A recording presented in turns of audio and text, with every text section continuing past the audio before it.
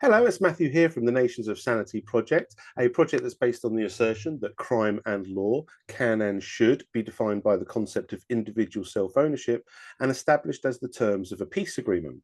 And I'm sitting down today to have a conversation with Michael Haupt, which is actually our second conversation. So this is kind of a part two, and I will put a link for part one of our conversation in the description. I recommend people take a look at that because it provides a good foundation for this next conversation that we're about to have, both for people listening and also for me and Michael, as we've obviously had a good foundational conversation and we can kind of explore more deeper into the topic. So I just want to hand it over to Michael and say thank you once again for taking the time to have this conversation. I really appreciate it.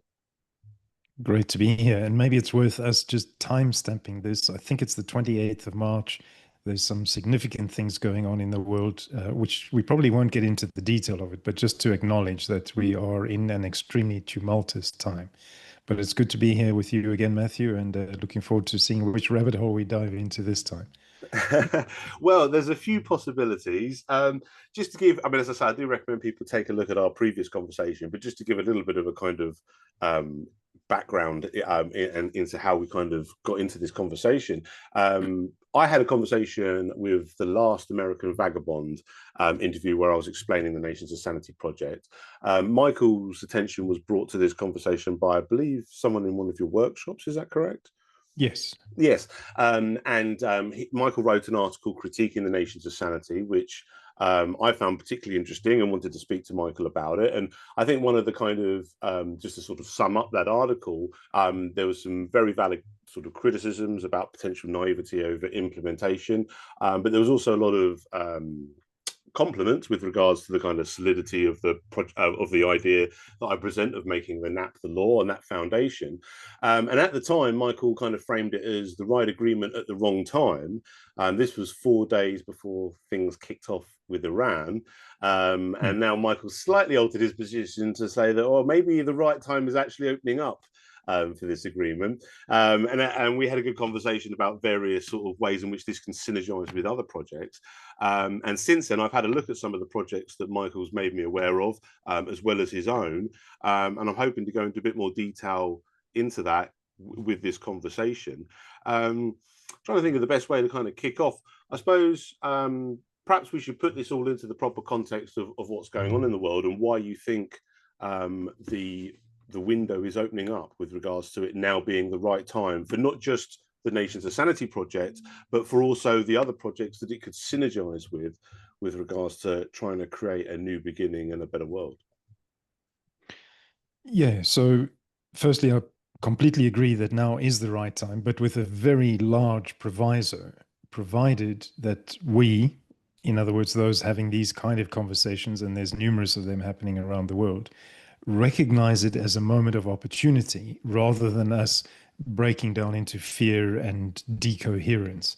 And that's a tall order because things are, in my view, going to get significantly worse. I've just finished writing an essay, which I'll be publishing on LinkedIn on Sunday, that I'm not making a prediction. I'm pattern matching, and I'm saying, look at what happened during 2008, look at what happened during 2020 from an economic perspective. I was very fortunate to be advised by a close friend who was in the financial system. In fact, a company that he was working for collapsed during 2008. And he told me his company was going to collapse. So I said, well, how on earth do you know this? And why are you sticking around? So he basically gave me a front row seat to what was unfolding during 2008. And what I see happening now as a result of the closure of the Strait of Hormuz, forget for a moment the war. The war is dramatic on its own, but I'm seeing the war as a bit of a distraction to what's unfolding on the economic side. So if things persist the way they are, if the strait remains closed for 3 months or more, and my guess is this is one prediction I will make, that the strait will remain closed for at least 6 months, probably longer. And even if it's only closed for 3 months, the economic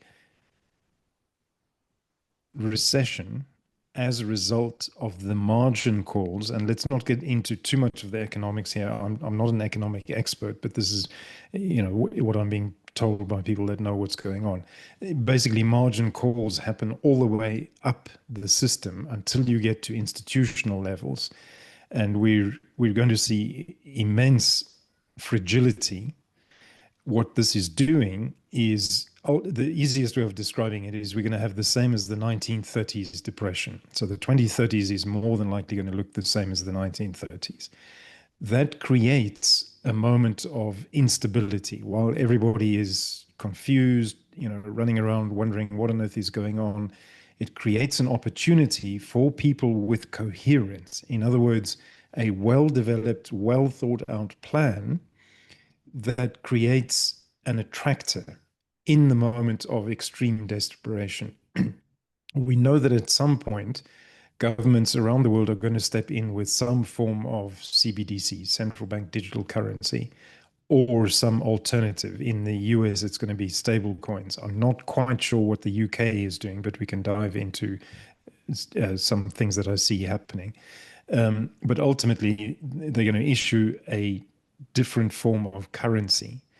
And this will be offered as a stimulus check or some kind of financial aid, as what happened during COVID. I'm sure a lot of people can remember what happened during COVID. There were all kinds of stimulus sent out to individuals.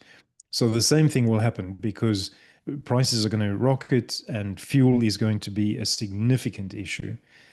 This time the stimulus will have the condition attached that you will have to accept the digital currency. And because people will be so desperate, there's going to be no question about it. Forget what the long-term cost is of being linked into this digital monetary system. Maybe we can go into the detail of what that may mean. But people will be so desperate that they will accept it. Prior to the introduction of that digital monetary system, we have a rare moment of opportunity. Those that are thinking at this sort of level, have an opportunity to present something that is coherent enough that people flock to it, are attracted to it, and that something else comes into play. That's a tall order, and I know that because of the work that I've done in the Valley here, trying to get people to think differently about currency systems and to think about sovereignty and your own independence is very challenging to do when the system is reasonably stable.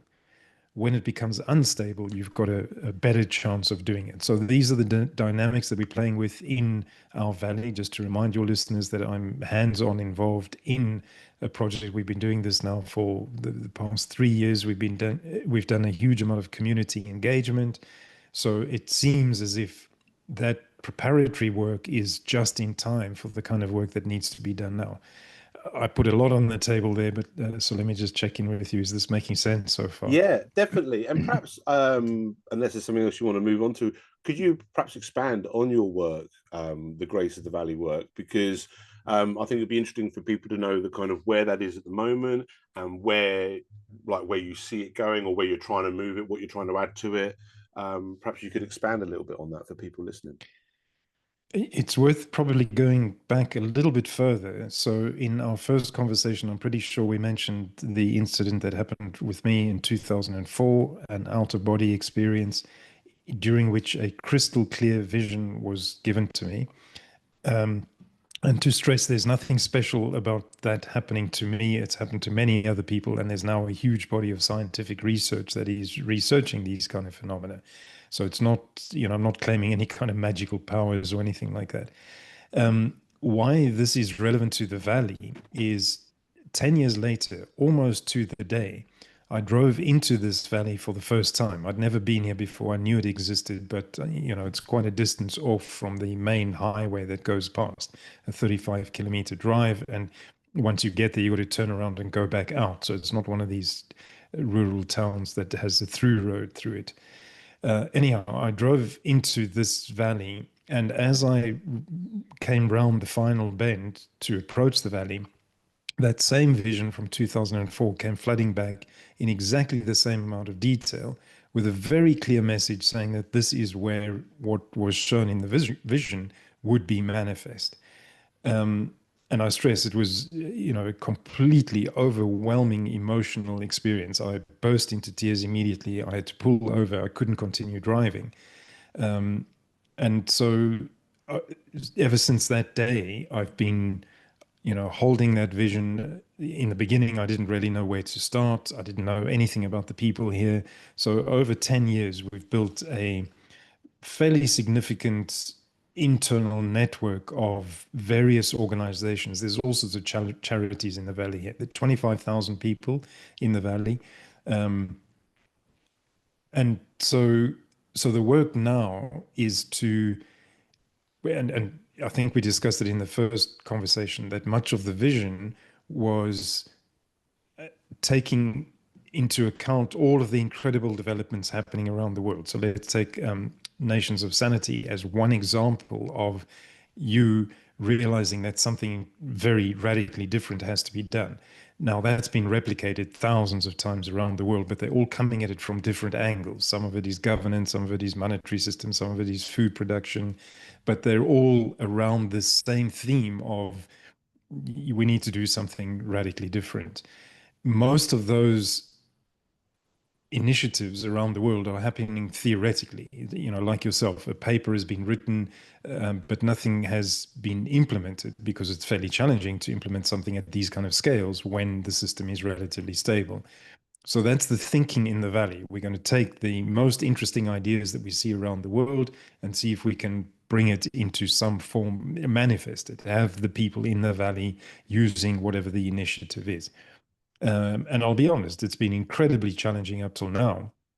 But there are a handful of people here now saying, this Strait of Hormuz thing is pretty significant, probably more significant than what most analysts, because the analysts are focused on the missiles and the body count and the explosions, and it's designed to keep your attention in that direction, while all sorts of other shenanigans are happening. So without going into too much detail, this is essentially what we're trying to accomplish in the Valley, a living laboratory operating on the best initiatives that we can find internationally, intentionally designed to be outside of the existing system. And, 10 years ago when we started these conversations, people thought I was insane. So the analogy, and it's worth us keeping this in mind. Noah and his family started building the ark 8 years before the first drops of rain ever appeared. So he was ridiculed. I'm not a huge believer in the biblical narrative, but it's a worthwhile story to keep in mind. He endured 8 years of ridicule, but he kept building that ark. And that's exactly the space that we're in now. I don't know how long you've been working on this, but more than likely you may not have been ridiculed, but you've had resistance of some sort. The worst kind of resistance is when people just ignore it. Either they don't understand what you're doing or why you're doing it. There's a number of us who've been in that space for a long time, and now that work is coming to fruition. At least that's how I'm reading the tea leaves. Yeah. I mean, I definitely had. Yeah, and also the ignoring the project has been the worst thing, Yep. that's happened to it, if you like. I mean, when people have scrutinized it, even criticized it, I've enjoyed that because that's given me an Mm, opportunity to kind of show the strength of it and and mm, prove its value through the scrutiny. But when people just ignore it, there's not much you yep. can do. You know what I mean? Yep. So yes, I've definitely had that. And one of the things I mean, obviously the Noah story is a good example, but a lot of people just don't believe it anyway. But I often point to the abolition of slavery with regards to the parallels of what I'm trying to achieve with the Nations of Sanity project in regards to Mm, abolishing slavery in a more fuller sense and mm, in a more proper way. But also, I like to point to the abolition of slavery as another example of something that before it happened, no one would have thought it would have happened because slavery is all they knew. And a world yep. where slavery is recognized as a crime rather than considered a legitimate part of commerce was at one time unimaginable. And, Mm, now that is kind of how it is, as imperfect and complicated as the process was. mm, That's another example, I think. And there are many examples where people can look at is, you know, when before the change has happened, no one can believe that the change will or can happen. And then after it's happened, the more common thought is, well, what took us so long? You know what I mean? It's kind of, it almost becomes obvious and self-evident. You know, I don't know if I don't know. I don't think it was you actually I was speaking to, but I remember speaking to someone recently where they were kind of talking about one of the challenges we face is a lot of people are very sheep-like in their mentality and just go along with the herd, and it's very hard to kind of awaken that kind of imagination and innovative spirit within people. But I said but one of the points I made in that conversation was, which is that is a challenge, but there is a flip side to that in the sense that once you start moving things, those sheep happily follow you as well, you know. And just as like prior to the abolition of slavery, if you asked the common person, or you went around asking people whether they thought slavery should be abolished, most people would probably say no. Most people would probably say, well, no, it's how it is, and justify it for whatever reason they've justified it in their mind as something they've always known. But then obviously after that, you ask those same kind of people, you know, the same sheep-like people, and they'll bow along saying no, slavery's wrong because that's, you know, that's the norm. So some of the challenges we face can be flipped into advantage if we kind of look at the ways in which we do it. And I think you made also the good point with regards to this window that's opening up for all of the negative aspects of that and all of the potential scary parts of it. There is also a real window of opportunity. And I think if we approach it with that kind of attitude, you know, like with the other example, where rather than looking at all the ways in which this is potentially devastating, actually let's look at the ways in which we can actually make positive change and actually use this to our advantage. So I think that's something that we should try to hold on to, not just with regards to convincing other people, but perhaps for our own sanity and help keep our own hope alive, is to remember that as hard as what we're trying to do is, it's not impossible, and many things that seemed equally unlikely have, you know, come to pass. So I think we should take heart and a bit of inspiration from those examples. Yep, completely agree. This idea of coherence and presenting something to the sheep, I'm not keen on that phrase at all, but you know, I hear what you say. As long as it's coherent and as long as it's better than the pain that they will be experiencing as the system completely destabilizes. It's one of the reasons why this digital currency will be introduced at a point of maximum pain, because at that point, you know, the designers of these systems don't want anybody to think about whether this is a logical thing or not. There must be no logic involved in the decision. It must just be, oh my, you know, I'm so desperate now. I'm just going to take this thing because it's being offered as a solution. I get some money in my account, free money. I'm just going to accept it. So if we, to the extent that we can provide something that's even more appealing and attractive before the offer is made, because this is the other thing with these digital currencies. Once somebody has accepted that currency, it's going to be very difficult to extract themselves from that system. So we're under a reasonably tight deadline here. I don't know exactly how long, but it's, you know, months as opposed to years or decades. Yeah, well, perhaps we should dive into that then, because that's another challenge that we face, is the fact that, and I think we spoke about this a lot in our previous conversation, wherever possible, we need to try to show a kind of proof of concept, or I think you called it living systems. Is that what Living laboratory. Living laboratories, that's it, yeah. Right. You know, because we, you know, same kind of idea as the proof of concept kind of thing, where you basically want to show people and have something established. I mean, I think I used a kind of a smaller example of, like, you know, if you do your shopping at the local supermarket generally, but you also perhaps get your eggs from your neighbor who has chickens or whatever, that might be just a nice little novelty to you at this stage. But then when there's some kind of massive collapse and all of a sudden the supermarket's not your reliable source, all of a sudden your neighbor who sells eggs becomes invaluable source of food for you. Now that's an example of something that, you know, is relatively easy to put in place within our current system. You're not going to get you're not going to get the state coming in and preventing your neighbor from selling you the eggs, because for one thing, they don't even know about it because it's that small level. But one of the challenges we face is kind of expanding that into larger networks. As soon as you get into some kind of commercial market, and this is where I think we need to really pass through what we can do now what we kind of can't do now, what's more difficult to do now, but perhaps we can kind of implement kind of what's the word, preluding kind of prototypes that can like for example, can we create some kind of trading network? Now we know we can't to the full degree that we may want to, because the government simply won't allow it, and they'll, you know, it's this kind of thing. It's like we want to provide an alternative for the regulated market, but currently the alternative to the regulated market, according to the government, is the black market, and that's illegal, and you're a criminal if you conduct yourself in it and stuff like that. So that's and it's same with the monetary side of it. You know, I mean, you have to pay for things with their money and stuff like that.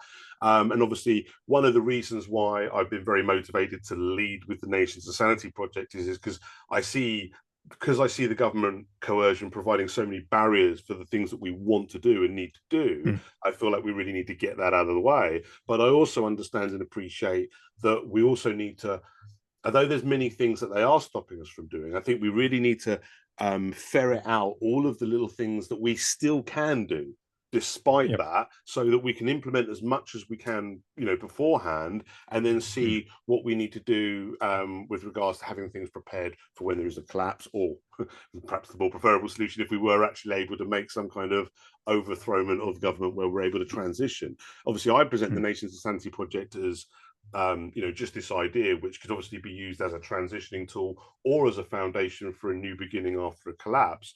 But the problem that the reason why I've kind of led with it as the former rather than the latter has been the fact that so many of the things that I can see us doing after we've got government out of the way are either difficult or in some cases impossible to do until we get government out of the way. So that's two. I'm sorry, I've thrown a lot at you there, but there's kind of two things I really feel like we need to kind of investigate. One is what we can do now and what we are doing now, and perhaps give some examples of what's already happening, but also where and why we're being stopped from doing other things, and what we can do to kind of get around that. Those are important questions. And would you mind if I took a little step back, in fact, quite a few steps back, just to be clear on what it is we're doing? And the reason I'm suggesting that we do this in this call is because I've seen so many well-intentioned activist groups rushing in, attempting to do something, but not fully understanding where we are in a number of very large cycles. So would that be okay if we just set the scene? Please do. Yeah, please. I think we touched on this a little in the first call, but it's worth reminding ourselves. So firstly, there's a cycle that lasts roughly 500 years, which is the rise and fall of various civilizations. Some are significantly shorter, some are significantly longer, but let's just work on a rough figure of 500 years. That process has repeated at least 26 times over the last 5,000 years. What's significant about each empire, as you know, one falls and another rises, and that's important in itself, because the collapse of a civilization doesn't mean the end of humanity. It doesn't mean extinction. Otherwise, we wouldn't be sitting having this conversation. So there's always something that emerges when a civilization collapses. Now, in the study of all of these civilizations, it dawned on me that all of them are class-based. Which means you start off with the division of labor, and ultimately extrapolated all the way through, you get the 1% challenge, the extremely wealthy. And it's the individuals at the top that usually take advantage of, you know, they've learned to use the system to their benefit. And that's eventually what hollows out the middle of that society, and it eventually collapses. So, you know, many people have done meta studies of this. I'm just summarizing quite a robust body of research into a sentence or two. So the principle is that these cycles happen, and all of them so far have been class-based societies. The alternative to a class-based society is a values-based society. And we have examples of them from all of the First Nations, so the indigenous people around the world. Here in South Africa or Southern Africa, it's the Khoisan. And none of these had hierarchies in which they did have hierarchies, but it wasn't where I'm better than you. It was a hierarchy of responsibility. So the elders in a tribe understood their immense responsibility to the tribe and to their surroundings, the ecosystem, and so they knew how to move around and so on, so they didn't create too much erosion and all those good things. Having said all of that as an introduction, my claim is that because our collective consciousness has been developing in parallel with this process, we are now, for the first time, capable, which doesn't mean it's going to happen, but we're capable of thinking of a global values-based society. Now, this is what jumped out at me about Nations of Sanity, because there were plenty of indicators in there that you're thinking along the lines of a values-based society, as opposed to this class-based society that has been repeated over and over again. Now, that's a tall order. That's quite something that we have to hold as a potentiality. Now, as we're considering that, so let's just call a group of people that are considering that outcome as pro-social. What also happens at the end of every civilization is the individuals who manage to get to the top of the system become incredibly hubristic, because they believe that because they're at the top of the system, they know what's best and they can engineer, the next outcome. Because remembering in last week's conversation, we spoke about the S growth curve. So you've got the very steep growth curve, and that's the bit that we've been on ever since the agricultural revolution. So there's a very rapid growth phase, including institutions and monetary systems that support that very rapid growth system. But the S curve is now tapering off, so our institutions are no longer as relevant, which is why we're seeing distrust in government and all those good things.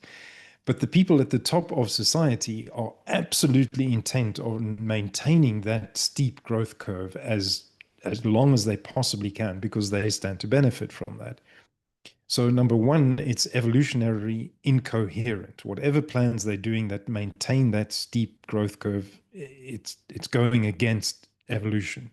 And so it's bound to fail at some point. They may have short-term success, but it's going to fail at some point. I mention all of that to put the scale of the transition that we're considering in perspective. So we're not just going in and restoring the health of soil, the health of rivers, hydrological cycles, the way people engage with each other. It's a fairly significant thing that we're facing here. All of that to say is to underline the point that one of the institutional tools that we've used during this phase of hopefully the final class-based civilization is the monetary system itself. And I used to refer to it as a debt-based monetary system, because all money is created as debt. And that's relevant because that requires the repayment of debt, and more specifically requires the payment of interest, which is one of the prerequisites for a rapid growth system. We're all working to repay that interest and debt, and so we're incentivized to keep that growth mechanism happening.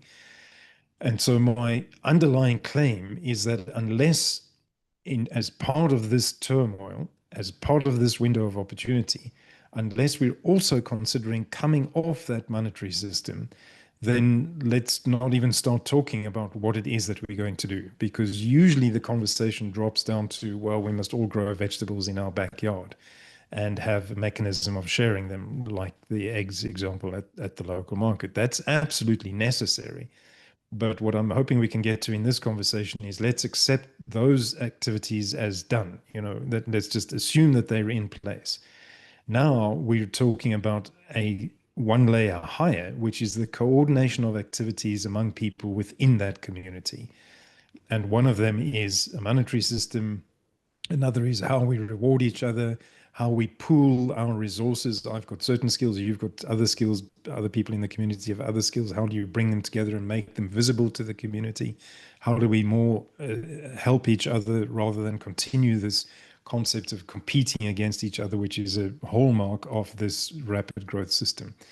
So those are fairly significant things that we need to at least put in the pot of ideas that need to be stirred around when we're thinking about what needs to be done. And let me pause there. Is this making sense so far? Yes, no, definitely, yeah. Okay, so as a result of that, I've written this very lengthy document, which is not designed to be read by an individual. I mean, it certainly can be read by an individual, but it's interdisciplinary, so it's covering a whole lot of different issues that touches all of the aspects that we've just been talking about now. It's more designed to be uploaded into an AI platform because there's 93 research papers, peer-reviewed research papers from a whole lot of different disciplines that all support this one particular thesis. And then the idea is that you use the AI and you interrogate it and you ask the kind of questions that we're probably going to ask in this call of the AI, because the AI can now hold all of this contextual information in its memory, and it can reference that information as you're engaging with it. Now, obviously, for me to go through those 93 papers and explain what they are and why they're there, that's going to take us, 2 days of work. But I wanted to mention all of that to give in my view, this is the extent of the transition that we're facing. It's not climate and it's not economic, it's all of it and more. And there is a potential. Claire Graves in 1974 called this a momentous leap. There is a potential that we've been carrying along on this trajectory. Now we can make a momentous leap into a way of being with each other and being on the planet that most of us can't wrap our head around because it's so completely different to what we've accepted as reality. That was quite a bit of framing, but I think that's necessary for this call. So just again to check in with you, is this making sense? Yeah, it is. And I think it's important as well to make this point because, as you say, it's all very well having your neighbors, grow vegetables or Mm. have chicken eggs that you can get and stuff like that. And that's all, that's all good and that's all stuff that we should Yep. be doing. Yep. But Yep. even if we have that in place, there's much larger paradigm shifts that we Yep. kind of need to kind of put in place. And as you say, there's the different elements of it. You've got the monetary aspect, you've got the kind of I mean, I know monetary is economic, but like the economic with regards to things like trade and stuff Yep. like that. And obviously, I mean, one of the reasons why I found this kind of whole idea of obviously like connecting with you and being made aware of all these other projects that are going on that I found particularly exciting with regards to the work I'm doing with the Nations of Sanity is because I feel like with the Nations of Sanity project, I'm just presenting one part of this kind of puzzle. Mm-hmm. I feel like I provided what should be our legal foundation. Our Yep. okay, well, this is where our rights begin and end. This is what is and isn't a crime, and this is how we can kind of objectively define crime and law as well as enforce Mm-hmm. law, and establish it and all of those things. But Mm-hmm. then you've also got, and one of the other things about that is I feel that could be a very good tool as a kind of connective tissue between projects because you've got different projects that are all trying to take these different Yep. elements, but they're all going to be working within a certain legal paradigm of what Yep. is and isn't acceptable. You know what I mean? It's like Mm. okay, well, and like so for example, when we're presenting bioregionalism, we're not presenting it as in we're going to enslave you all and do this. It's look, this is the benefits of working with your environment rather than against it. This is the kind of, I mean, it's a bit like a this might be a simplistic way of saying it, but it's a little bit of a well, let's work smart, not hard, with regards Yep. to how we operate our societies. You know what I mean? And I Mm. think one of the things I'm certainly trying to do with the Nations of Sanity is show people how a lot of these solutions are being blocked by government, how a lot of these Yep. solutions would kind of where we would be naturally pushed when meritocracy is the governing force rather than what government are forcing us into. And I think you made a very Mm-hmm. good point as well, is we're at a stage where you can tell that they're artificially blocking us from somewhere where we should be going, if you know what I mean. Like Mm-hmm. they're because obviously it benefits them. They're the ruling class. They're the people that are benefiting from this corrupt system. But it's crumbling underneath them. More and more people are kind of Mm. seeing the problems. And as we've kind of alluded to with regards to what's going on in the world today, there's a lot of elements, even without people waking up independently, there's a lot of elements that are just crumbling before people's eyes that are going to wake Yep. them up and are going to cause that shock to the system where all of a sudden, for all the negative elements of that, it is going to make them more prone to being led the wrong way. It's also going to make them potentially more open to the right answers and the correct path. And I know what you said about the sheep. I don't like. I don't want to be dismissive of people because, to be honest, we can all be sheep-like, we can all be Sure. lion-like. We can all be a bit of everything. Some of us are more of others and others than others. But it's that kind of ethos that you can kind of fool the masses.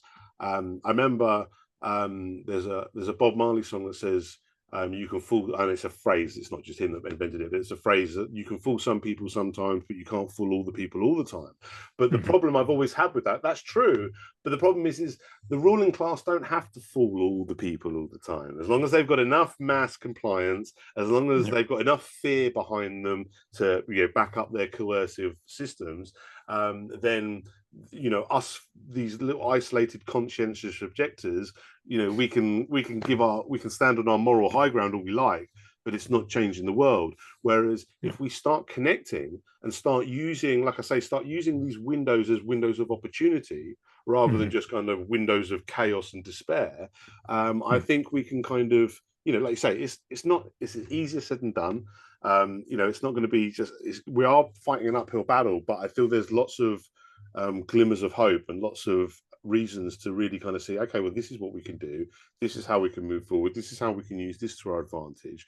And I think if we synergize a lot of these projects, and I hope the Nations of Sanity project can be not just one of these projects that synergize, but perhaps even a synergizing connective tissue, because like if we're going to have a monetary system, we're going to have one that's, again, not based, I know you called it debt based, but I think in our previous conversation you said it's probably more accurately described as slavery based. Now obviously the Nations of Sanity project wants to get rid of that slavery element, but but also what we want to do is, well, now that we're not having this slavery based monetary system, this is what freedom can give us. These are our options here now, and obviously provide people with coherent and tangible solutions that like if they're drowning and the government's offering one kind of lifeboat, we want to have another lifeboat that's equally viable to them, that they're as liable to jump onto. So sorry, I went on a little bit there, but does that make kind of sense with regards to what you're talking about? Yeah, completely. And so maybe, unfortunately, I didn't mention this before we started recording, but I do have a hard stop on the hours, so we don't have as much time as we did last time.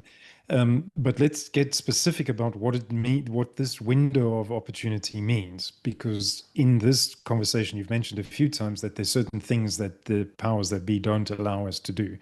The window of opportunity is precisely a breakdown of that blocking these kind of activities. Let me be frank that we are going to experience a breakdown of social cohesion in ways that we haven't seen in probably in our lifetimes. When fuel runs out, when there's no food on the table, then people tend to do things that they wouldn't otherwise do when the system was relatively stable. So the powers that be are going to have their hands full in just trying to stop, or just trying to keep society together. And that's what creates the window of opportunity. So the way we do this is by expanding the number of people that we include in regular conversations. So you probably have a trusted circle already, and I'm talking locally now. I'm not talking online via Zoom. These are people that live in your neighborhood, very close to you. You've probably spoken about Nations of Sanity, but this time the conversations are much more practical, where you can almost do scenario planning, which they did prior to COVID, and they've done prior to this energy rationing, which is coming. They all sit around the table and they play out scenarios. So we can do the same thing and say, right, what will we do when we get to the supermarket and never mind the shelves being empty, the supermarket has just remained shut because it's not worth them staying open anymore because everybody's looting them. What do we do when there is no more fuel and we've been out of fuel for a week? What do we do when there's no more electricity, which means there's no water being pumped into the house? Play out the scenarios. And what you're trying to get to is the level of independence and sovereignty that is going to be necessary to help groups of people to thrive. So you're coming together not with, well, we're going to store 50 gallons of water, not that kind of thinking. It's saying, how are we going to put networks of resource sharing in place? Now, that in itself is not going to solve anything and everything, but it's the way of thinking that will prepare a core group that have the coherence around them that will be able to see the next step. So it's not a case of planning everything out and knowing exactly where this is going to come. It's about having a North Star, some kind of guiding principles that you're heading in that direction. You've understood these cycles, all the big stuff that we've spoken about so far, and general consensus. It doesn't have to be full agreement. You're never going to get full agreement, but general consensus. Okay, this group of people that meet regularly, this is where we're going. We can see what's coming. We know that this is a moment of opportunity. We're not just looking after ourselves. We see this as a wider societal impact thing. All of those conversations. And that to me is the best kind of preparation, not thinking too big about saying this is the currency system that you're going to design and this is how you're going to bring it in. It's too early for that. But develop the group that is trusted, where you can look each other in the eye and say, we know what's going on, we're here for each other, we're sticking through this together, and we're going to come out better than when we went into it. That kind of commitment is rare and is going to become more and more important in my view. That's what we're trying to do in the Valley here. And it takes a lot of trust building. The system is still relatively stable. And the reaction most people give is, well, the war's going to be over soon. They're going to open the straits and everything's going to be back to normal. Even if they open those straits today, we're going to see significant disruption. The entire system has been disrupted. And we're at such a fragile point already that what's unfolding is incredibly, incredibly significant. We are in for tough times. I'm generally an optimistic person, but we have to acknowledge where we're at. This is not good news for humanity. And so it requires a handful of people to come together and say, we see it. We also see it as an opportunity. And this is where we're going to be for each other and what we're going to attempt to accomplish or die trying. Yeah, no, I agree. I think that's definitely what. I mean, the only thing I perhaps would push back a little bit is I think what you said is obviously that's important. We do need to do those kind of local things, but I do think we need to do them and also have the larger conversations. I think we need to walk and chew gum at the same time. I do think both are important. And I do take your point with regards to that extra importance of the kind of local level, because again, coming back to the example, I know it's a kind of simplistic example of your friend who buys you eggs, but that's, like I say, that could turn from a novelty to a real important source very quickly. And one of the challenges that we face is everything runs through the current system.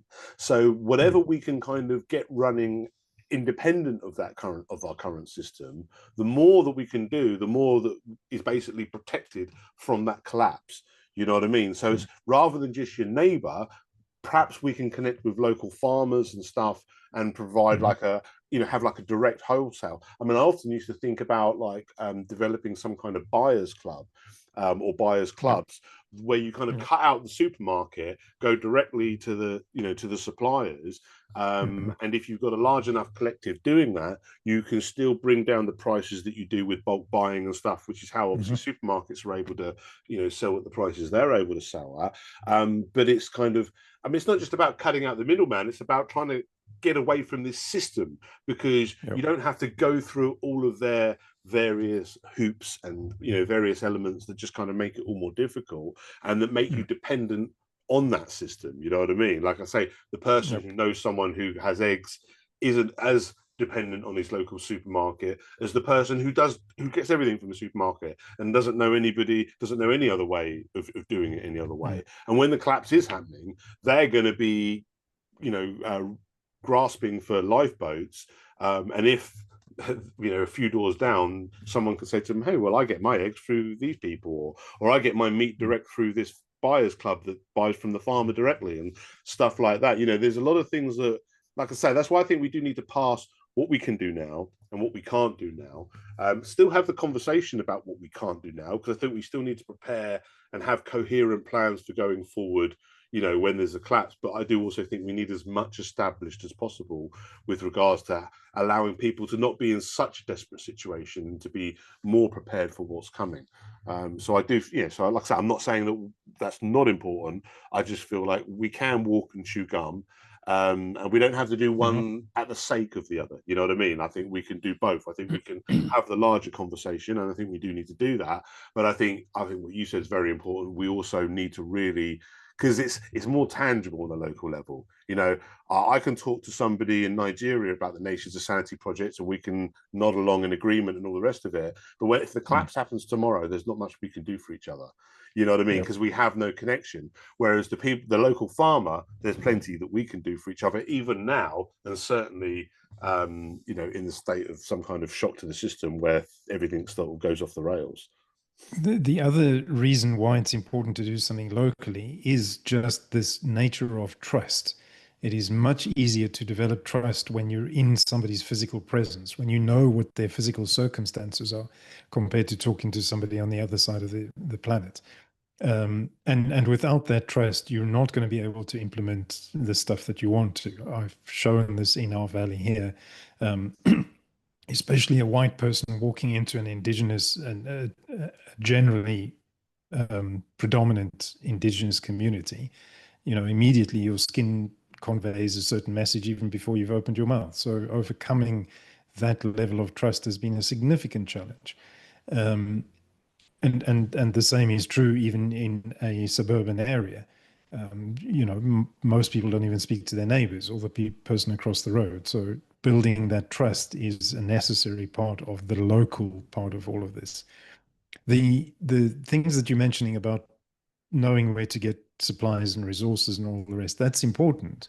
And those same sources of resources are going to be under pressure from people who haven't agreed to do your trading or your buyers club or whatever, or don't have the financial resources to do it, and so they're going to take it, or at least attempt to take it.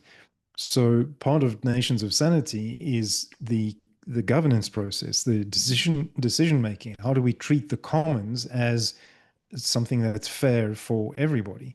And this creates the coming social upheaval, to me, creates the ideal situation to test exactly these models. And if you can't get it to work in what's coming, then it's not going to work at scale. So, and you can't do that on your own. So there must be a working group or I don't know how best you do it, but people who are even attempting to use the decision making and governance principles among themselves, even though it doesn't make sense to do it now. But just see how it works, because you'll find you've written something out and it looks beautiful on paper, but when you implement it with people, always there's something that's got to change slightly. Yeah, I mean, I agree, and we're probably going to have to wrap up soon because I think we're approaching the hour. Mm. But I think that kind of brings us nicely back full circle to what you said at the beginning about moving from a class-based society to a values-based society. And certainly, Mm. one of the things I feel like Nations of Sanity is offering, like in the example you used of the white guy walking into a mostly indigenous community and not having that same degree of trust and not knowing whether you've got the same values and things like that.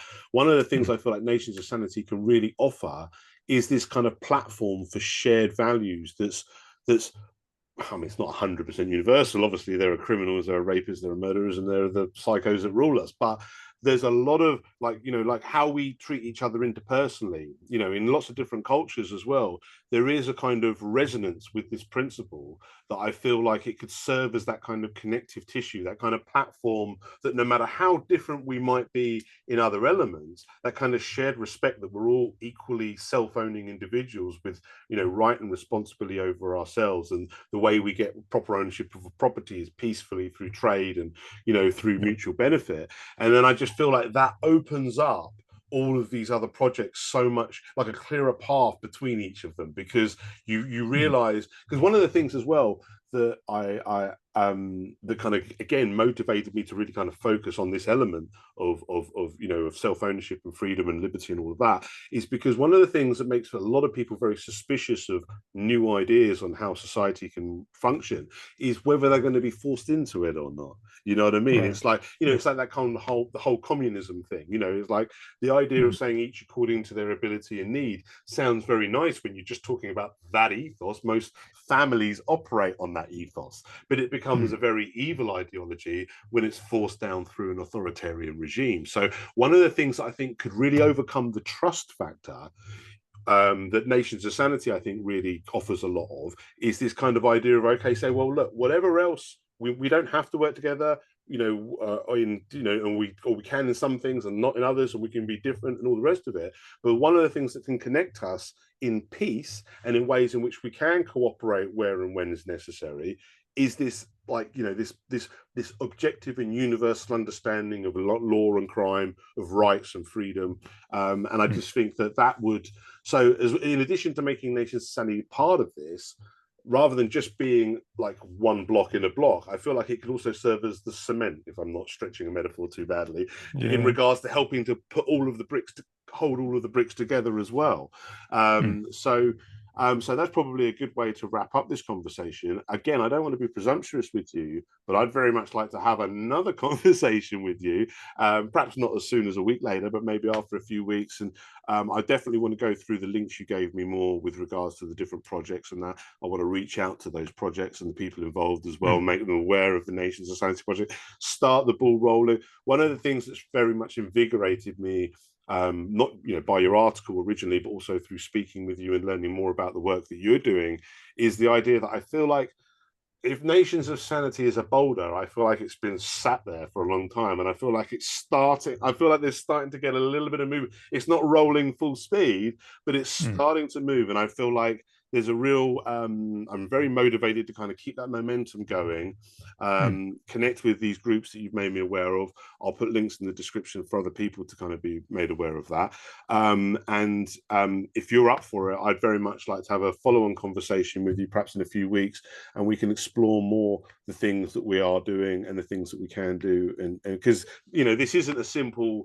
Although I feel like we've covered a lot in the two conversations that we've already have, I feel like there's still so many more things that we can kind of go into and kind of flesh out. And I do feel like this back and forth is very useful as well, because it helps us kind of keep things sharp. It helps us keep things focused. So thank you again, Michael, for taking the time to have this conversation. You're welcome. I'll be camping next weekend with my daughter, so I won't be able to have a conversation then, but any time after that should be no problem.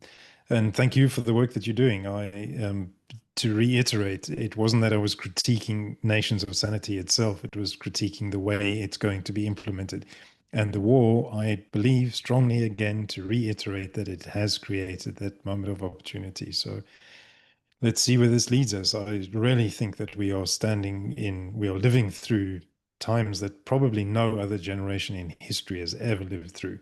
It may not feel like it now, but we're going to look back in a year's time, 2 years' time, and say, remember those days. March 2026, a significant month indeed. Yeah, so it's good to be in conversation with you. Likewise, Michael. I really appreciate it. Thank you, everyone, for listening, and hopefully we'll be continuing this conversation again in the near future.